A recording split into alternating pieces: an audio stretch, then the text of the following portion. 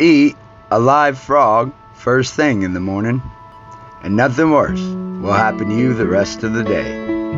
Mark Twain's semi-right. What he means is washing the feet. That's what Christ meant in the gospel, well, in the action, not just in the book, but in real life. When he washes Peter's feet and Peter says, no, don't wash my feet, because that's the slave's lowest position.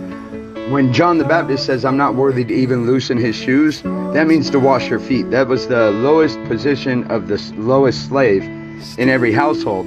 Would meet you at the door, you'd take your shoes off, and then they'd take your shoes off, they'd wash your feet. Well, Christ does this for Peter and the others, and Peter says, no, not my feet. Christ says, yes, your feet. If you don't let me wash your feet, you'll have no part with me. Well, Peter says, not my feet only, but my whole body. Well, Christ tells him, no, all you need is your feet washed. The rest of it will take care of itself in the manner that this is all you need done. How does he say it? All I need to do is wash your feet. So what I do now, you do not understand, but later you shall.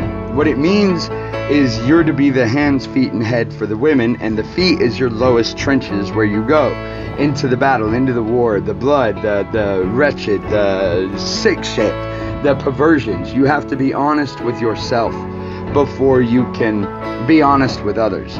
So what he's saying is you have to bring me the worst of it.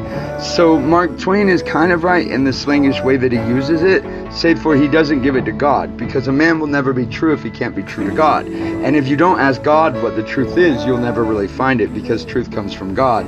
So it's more like if you ask God, should you eat that frog every day, then nothing else bad will happen. That will shock you. And so when you come to the cross of Christ, being the most deadly religion in the world, what's known as the most brutal religion in the world, because it's the only one that calls you to crucifixion, we pour forth everything.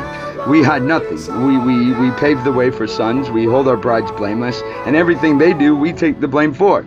So even if our bride kills us, well, that's our fault. God forgive her. She knows not what she does. And we wait on God, because we know God doesn't give bad gifts. He's just trying us in them.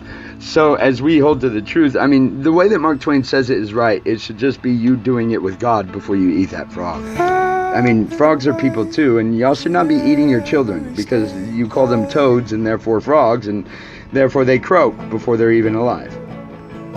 Therefore, stop calling your kids toads, repent from your adulteries, divorce custodies, throw down the idols at least, and be true so God can be God to your kids. Stop calling them toads. And don't eat them as stew, building prisons to cook them in. This shit's just stupid. Stop it.